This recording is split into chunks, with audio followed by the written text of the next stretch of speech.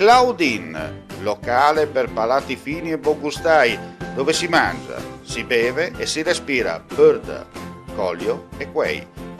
Sono Claudia Zano e vi aspetto con le mie specialità. Cosa aspettate? Claudine, Food, Wine, Music e sei in pole position.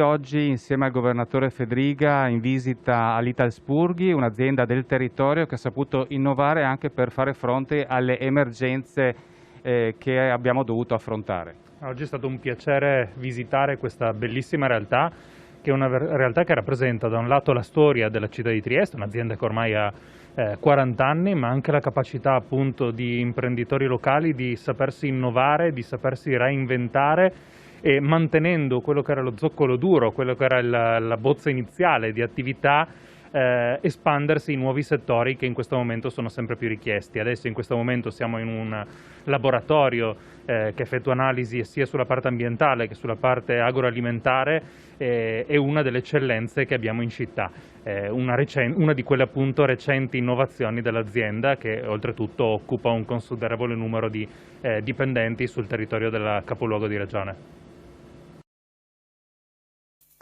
Vuoi assaggiare una birra dove al suo interno scopri la specialità tipica friulana? Lumi Beer, il prodotto ricavato in 20 ettari di terreno coltivato orzodistico, biodiversità, performance ambientale. Lumi Beer nelle sue 5 versioni disponibili, 4 per consumo veloce e dissetante e la versione Magnum per intenditori. Lumi Beer si abbina a qualsiasi palato. Lumi Beer è un prodotto esclusivo Azienda Agricola Pancera, il buon seme, i buoni frutti.